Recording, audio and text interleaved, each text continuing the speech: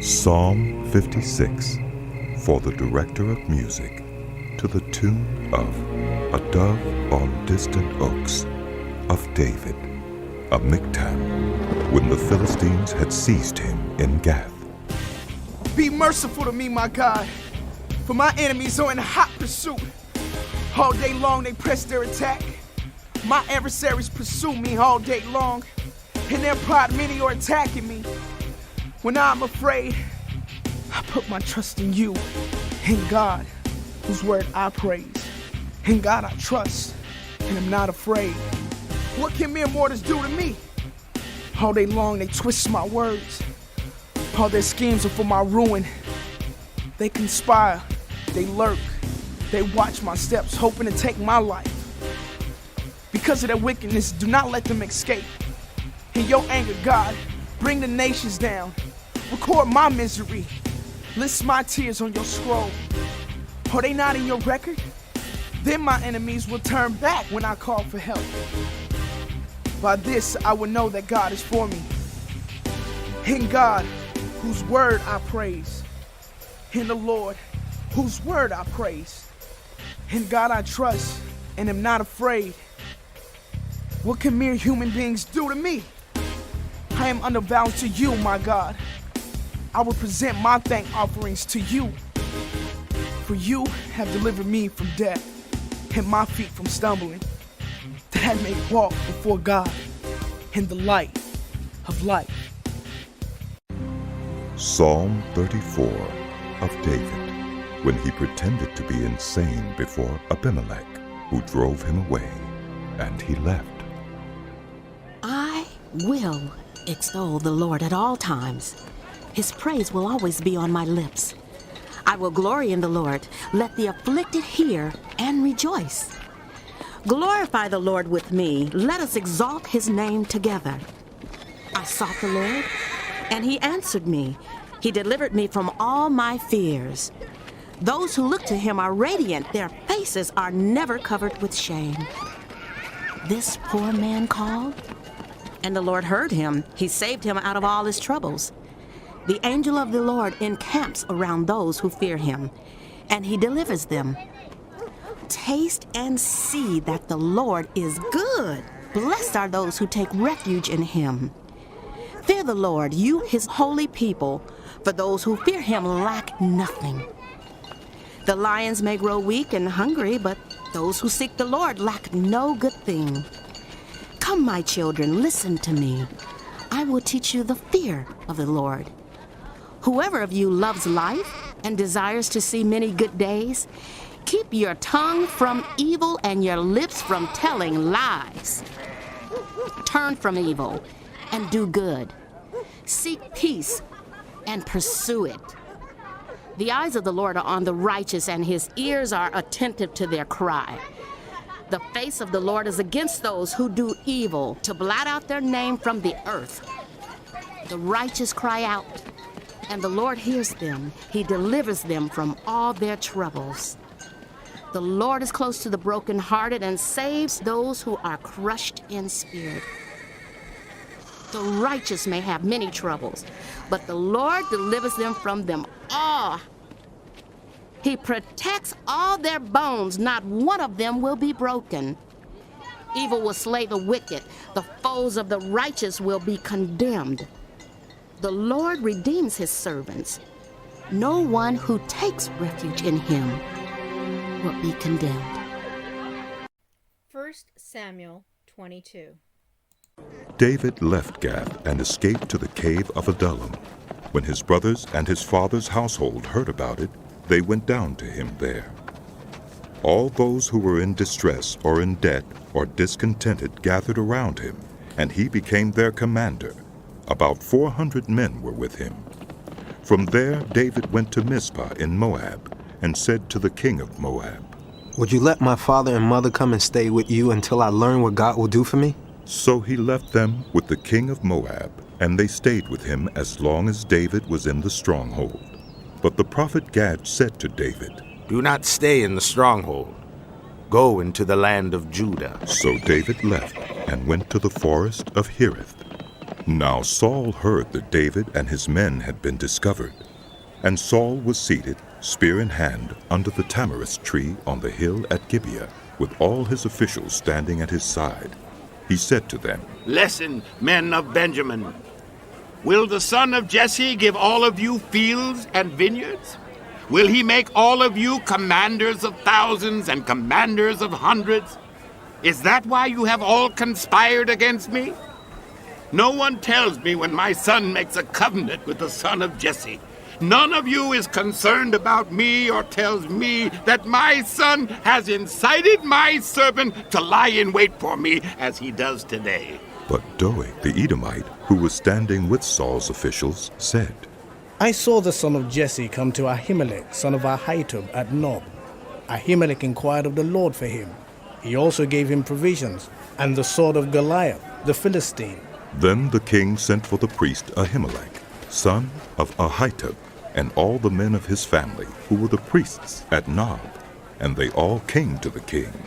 Saul said, Listen now, son of Ahitub. Yes, my lord. He answered.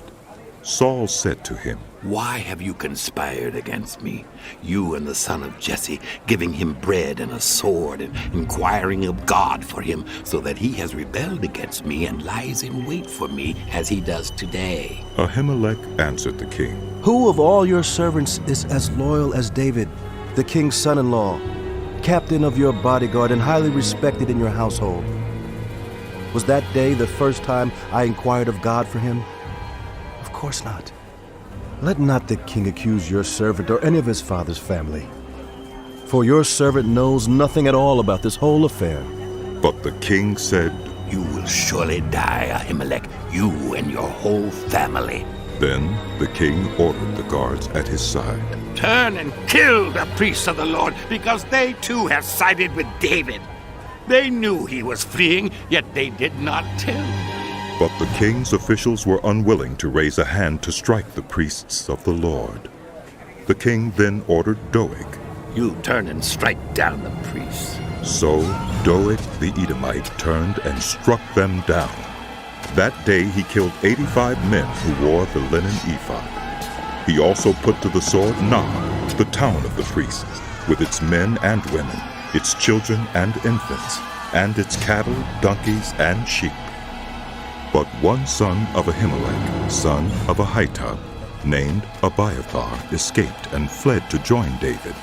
He told David that Saul had killed the priests of the Lord.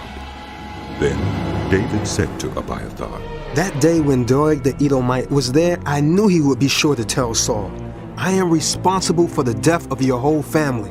Stay with me. Don't be afraid. The man who wants to take your life is trying to kill me too. You will be safe with me. Psalm 52, for the director of music, a maskil of David. When Doeg the Edomite had gone to Saul and told him, David has gone to the house of Ahimelech. Why do you boast of evil, you mighty hero? Why do you boast all day long, you who are a disgrace in the eyes of God? You who practice deceit, your tongue plots destruction. It is like a sharpened razor.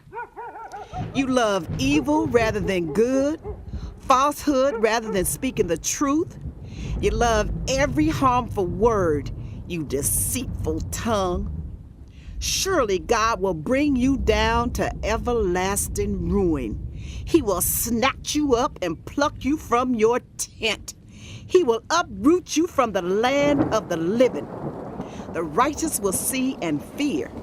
They will laugh at you, saying, Here now is the one who did not make God his stronghold, but trusted in his great wealth and grew strong by destroying others. But I am like an olive tree, flourishing in the house of God. I trust in God's unfailing love forever and ever. For what you have done, I will always praise you in the presence of your faithful people. And I will hope in your name, for your name is good. 1 Samuel 23.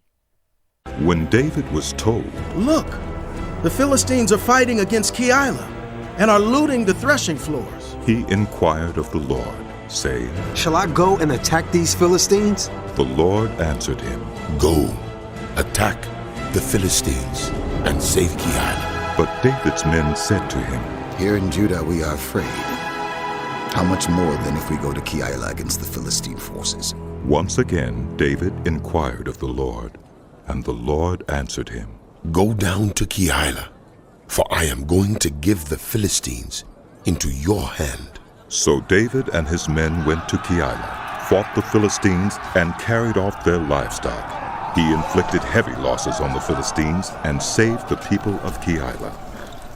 Now Abiathar, son of Ahimelech, had brought the ephod down with him when he fled to David at Keilah. Saul was told that David had gone to Keilah, and he said, God has delivered him into my hands, for David has imprisoned himself by entering a town with gates and bars. And Saul called up all his forces for battle, to go down to Keilah to besiege David and his men. When David learned that Saul was plotting against him, he said to Abiathar the priest, Bring the ephod. David said, Lord God of Israel, your servant has heard definitely that Saul plans to come to Keilah and destroy the town on account of me. Will the citizens of Keilah surrender me to him? Will Saul come down as your servant has heard? Lord, God of Israel, tell your servant. And the Lord said, He will. Again David asked, Will the citizens of Keilah surrender me and my men to Saul? And the Lord said, They will. So David and his men, about 600 in number, left Keilah and kept moving from place to place. When Saul was told that David had escaped from Keilah, he did not go there. David stayed in the wilderness strongholds and in the hills of the desert of Ziph. Day after day Saul searched for him, but God did not give David into his hands. While David was at Horesh in the desert of Ziph, he learned that Saul had come out to take his life. And Saul's son Jonathan went to David at Horesh and helped him find strength in God. Don't be afraid, he said. My father Saul will not lay a hand on you. You will be king over Israel, and I will be second to you. Even my father Saul knows this. The two of them made a covenant before the Lord. Then Jonathan went home, but David remained at Horesh. The Ziphites went up to Saul at Gibeah and said, Is not David hiding among us in the strongholds at Horesh on the hill of Hakilah south of Jeshimon? Now, your majesty, come down whenever it pleases you to do so, and we will be responsible for giving him into your hands. Saul replied, The Lord bless you for your concern for me. Go and get more information. Find out where David usually goes and who has seen him there. They tell me he is very crafty. Find out about all the hiding places he uses and come back to me with definite information. Then I will go with you. If he is in the area, I will track him down among all the clans of Judah. So they set out and went to Ziph ahead of Saul. Now David and his men were in the desert of Maon in the Arabah south of Jeshimon. Saul and his men began the search, and when David was told about it, he went down to the rock and stayed in the desert of Maon. When Saul heard this, he went into the desert of Maon in pursuit of David. Saul was going along one side of the mountain, and David and his men were on the other side, hurrying to get away from Saul. As Saul and his forces were closing in on David and his men to capture them, a messenger came to Saul, saying, Come quickly! The Philistines are raiding the land! Then Saul broke off his pursuit of David and went to meet the Philistines.